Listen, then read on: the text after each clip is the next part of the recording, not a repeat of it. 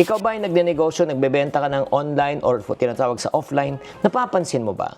Parang mas konti na lang ang bumibili. Parang ba naghihigpit ang tao sa budget? Or marami ng negosyo ang tahimik? Nako, bigla mo na lang may maririnig na sinasabi, nako, baka nagkakaroon na tinatawag na inflation, recession at lahat ng syon, pati na konsumisyon.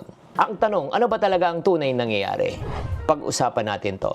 Hi there, this is Shinkitan, your pambansang world coach. Nako, pag naririnig po natin na salitang recession, oo.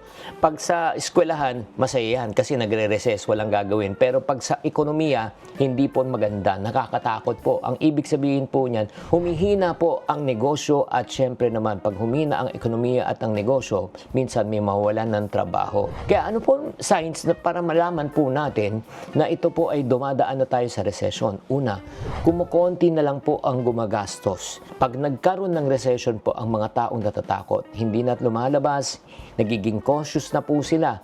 Mas bihira na kumain sa labas, mas konti ng impulse buying, mas priority ng essentials. Kapag humina po ang spending ng tao, hihina rin ang negosyo. Pag humina ang negosyo, hihina ang ekonomiya. Pag nalugi ang negosyo, mawawalan ng trabaho ang mga empleyado. Pag wala ng empleyado, syempre hindi na susweldo. Pag hindi na susweldo, hindi rin sila makakabili at titigil na pagdaloy ng ekonomiya.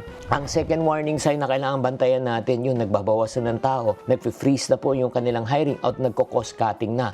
Pangatlo, kapag mahina na rin ang sales ng market, mabagal ng market, konti ang customers, ayun na pong sinasabi kong kanina at naikwento ko. At pang-apat, tumataas po ang presyo ng bilihin. Ito ang pinakamasakit. Pag tumaas ang bilihin na wala ka naman pambili, resulta, mas hihina na naman ang purchasing power ng tao. At pag humina ang purchasing ng power ng tao, syempre naman, magde-devaluate ang peso. At kapag marami ng tao ang hindi na gumagastos, ito na tinatawag natin ng fear factor. Kapag mababa na ang confidence ng tao sa ekonomiya, doon na nag-uumpisa ang salitang recession. Kaya nga, ang tanong ko po sa inyo, nararamdaman nyo na ba to? Na number one, tumataas ang bilihin, yung gastos ng tao humihina, may mga iba nawawalan ng trabaho, may mga negosyo nagsasara, tumataas ang presyo ng bilihin, at yung consumer confidence ay bumababa. Kayo, sa palagay nyo, tumadaan na ba ang ating bansa sa recession?